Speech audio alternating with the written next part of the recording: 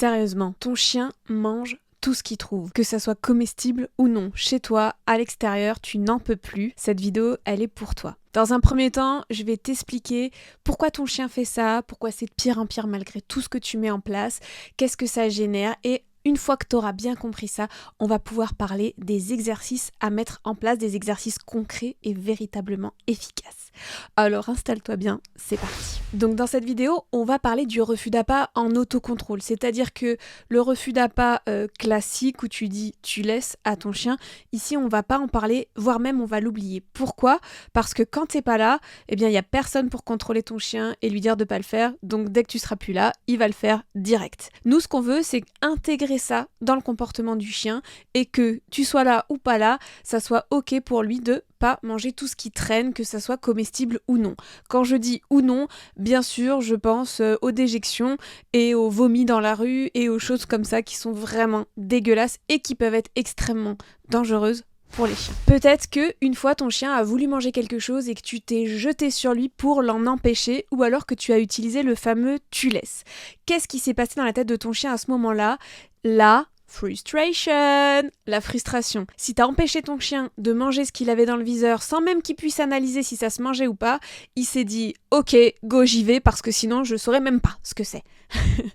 Donc il s'est jeté dessus. Et qu'est-ce qui s'est passé les fois d'après ? Par anticipation, pour éviter la frustration, il se jette de plus en plus sur tout ce qu'il trouve. Qu'est-ce que c'est exactement la frustration ? La frustration, c'est une réponse émotionnelle, souvent liée à de la déception ou à de la colère, quand on t'a empêché d'avoir ce que tu désirais, ce que tu voulais. C'est hyper désagréable comme sensation et du coup ton corps, ton esprit, tout se met en marche pour ne plus que ça se reproduise. C'est pour ça que ton chien est de plus en plus impulsif à chaque fois qu'il y a quelque chose qui pourrait potentiellement se manger et qui prend même pas le temps d'analyser ce que c'est. La première chose à désamorcer, c'est donc cette frustration.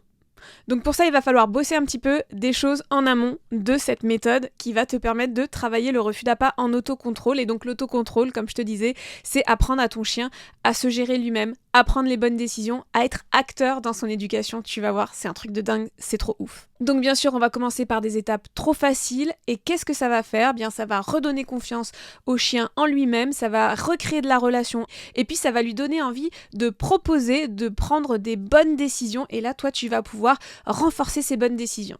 Alors, ça va te demander aussi un petit peu de dextérité et d'observation parce que c'est hyper important de voir comment on fait pour récompenser telle ou telle décision. Bien sûr, il y a des prérequis pour toute cette méthode qui est extraordinaire. La première, ça va être d'être en méthode positive, donc d'utiliser le renforcement positif et la punition négative sans jamais utiliser quelque chose de désagréable. Renforcement positif, on ajoute quelque chose de super cool pour qu'un comportement se reproduise. Punition négative, on enlève un truc cool pour stopper le comportement, mais tout de suite on réembraye avec du renforcement positif pour réorienter le chien vers ce vers quoi on veut aller. Il va aussi falloir que tu sois capable de laisser réfléchir ton chien, donc parfois il y a des petits moments comme ça de flottement où tu vas attendre que ton chien prenne une décision, propose quelque chose ou d'ailleurs ne fasse rien parce que parfois c'est le rien qu'on veut et donc il va falloir que tu apprennes à laisser ton chien proposer et à récompenser, à renforcer un max de bonnes décisions. Et enfin, hyper important, dans les prérequis, il faut que tu apprennes le système de récompense de ton chien parce que tous les chiens sont uniques et il y a des chiens qui vont être plus bouffe, il y a des chiens qui vont être plus jeu, il y a des chiens qui vont être plus comportement naturel et ça va être à toi de connaître tout le panel incroyable de récompenses de ton chien pour pouvoir les faire varier en fréquence, en intensité et que ça arrive de façon aléatoire et quand tu veux marquer quelque chose de bien, c'est bien de le marquer avec des récompenses qui ont vraiment de la valeur. À savoir que la valeur des récompenses peut varier en fonction de la façon dont tu vas administrer cette récompense. Par exemple, une croquette donnée en gueule a moins de valeur qu'une croquette que tu vas jeter si bien sûr au préalable ton chien a appris à aller chercher une croquette que tu jettes. Bref, tout ça tu peux le retrouver dans plein de vidéos sur cette chaîne YouTube.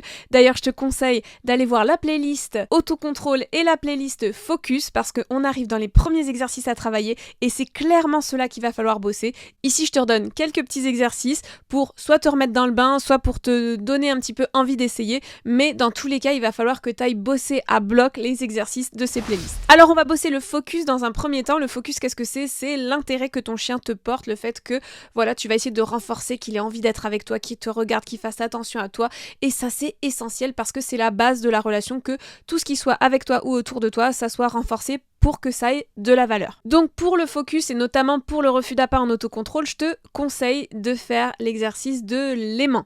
L'exercice de l'aimant, c'est donc tu poses une friandise au sol ou tu l'envoies un petit peu, tu pars dans une autre trajectoire et là quand le chien revient vers toi comme un aimant, et ben là que tu le récompenses, tu peux le récompenser directement en gueule et tu peux rejeter une autre friandise ou tu peux directement récompenser en libérant ton chien et tu repars dans l'autre sens. Voilà, le but c'est vraiment qu'il y ait cette espèce d'attraction de ok, il faut que je le suive parce que quand je le suis c'est cool, il se passe des trucs trop bien. De la même façon, tu peux bosser le suivi naturel, c'est-à-dire que sans poser la bouffe par terre, c'est juste ton chien quand il te suit, quand il fait attention à toi en balade ou n'importe quand dans la journée quand il est là, eh bien tu peux le renforcer. Alors oui, ça peut être hyper embêtant en intérieur, il y a beaucoup de gens qui nous disent oui j'ai fait l'exercice du suivi naturel, du coup mon chien ne me lâche plus.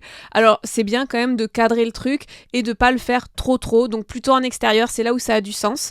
En intérieur, on va plutôt essayer d'apprendre l'autonomie au chien et le fait qu'il puisse se poser dans un petit endroit calme et faire d'autres occupations. Donc en extérieur, le suivi naturel, mais tu peux commencer par l'intérieur parce que on appelle ça le trop facile, c'est-à-dire que tu peux lui expliquer la règle du jeu que après tu peux généraliser dehors.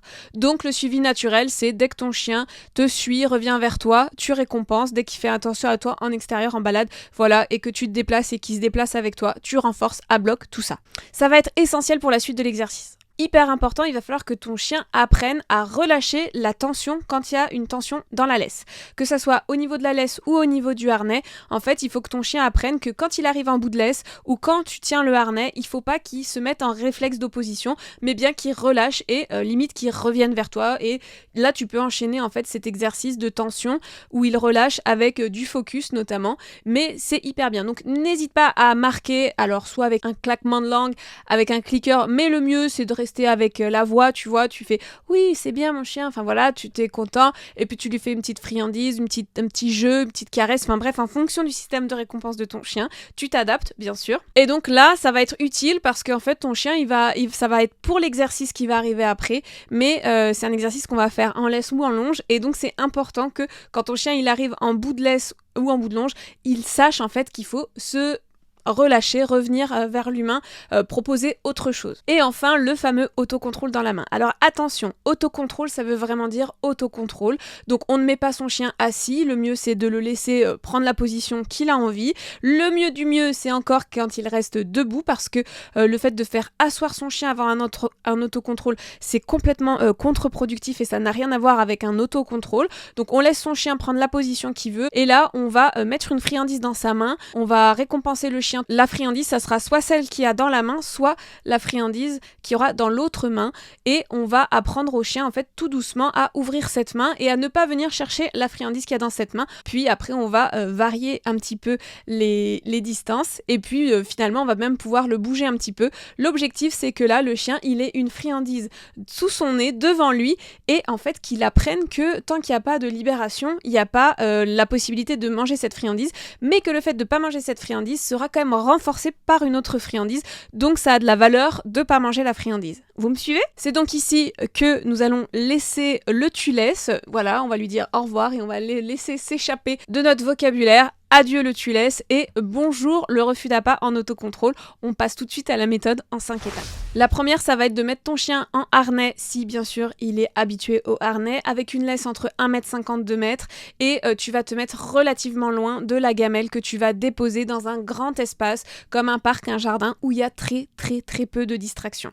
Le but du jeu, ça va être vraiment qu'il sache qu'il y a de la bouffe dans cette gamelle et que tu sois suffisamment loin, donc on va dire entre 4 et 6 mètres. Et là, tu vas faire plein de choses avec ton chien, tu vas te balader dans ce périmètre de 4 à 6 mètres autour de la gamelle et si ton chien il observe et qu'il revient, par exemple s'il va en bout de laisse et qu'il revient, tu renforces. S'il observe sans aller en bout de laisse, tu renforces. S'il te regarde et qu'il en a rien à faire, tu renforces. Bref, tu renforces tout ce qui va être j'abandonne l'idée d'aller chercher ce qu'il y a dans cette gamelle.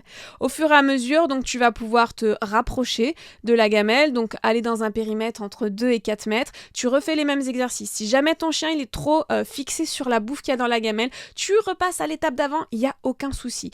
Et puis progressivement, tu vas aller de plus en plus proche, donc tu peux rentrer dans le périmètre de 1 à 2 mètres. Très important, ne va jamais frontalement sur la gamelle, mais fais bien des contournements, voilà, pour que le chien puisse apprendre à gérer. Et quand tu récompenses ton chien à l'opposé de la gamelle pour vraiment lui permettre de souffler et pas lui donner envie de foncer sur la gamelle. La 4e étape, ça sera de rester dans ce périmètre de 1-2 mètres autour de la gamelle et de commencer à demander des tricks à ton chien. Alors là, si tu connais aucun tricks, mais c'est le moment rêvé pour apprendre les tricks et t'en as un paquet sur cette chaîne.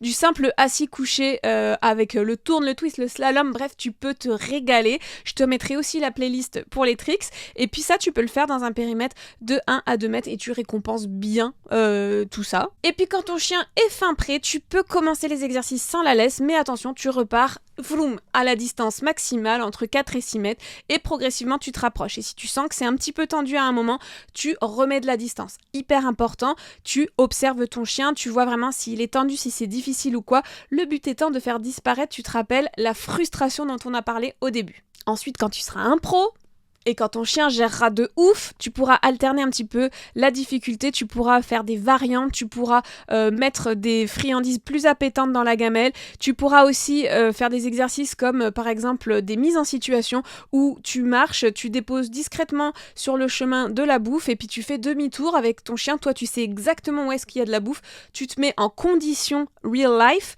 et là tu regardes si ton chien il est tenté ou non et tu fais tes exercices et tu renforces à bloc quand il propose de pas bouffer et vraiment hyper important, pluie de friandises, tu cours, tu joues, tu donnes de la valeur à être avec toi parce que c'est ça qui est essentiel et qui est important dans une relation avec son chien, c'est vraiment de renforcer tout ce qui est avec nous et toutes les bonnes propositions.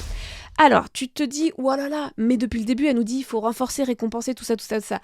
Déjà, tu fais pas tout ça en une séance, hein, tu fragmentes, tu vas au rythme de ton chien, c'est ça qui est hyper important. Et puis, quand tu fais ces exercices, vu qu'il faut que tu sois super généreux sur les récompenses, eh ben, tu le soustrais de sa ration journalière et tu vas voir, il n'y aura aucun souci. Allez, maintenant, je te laisse t'entraîner. N'hésite pas à nous rejoindre sur les réseaux sociaux, tout ça. Et il y a les 3 playlists à aller voir, autocontrôle, focus et tricks. À toi de jouer!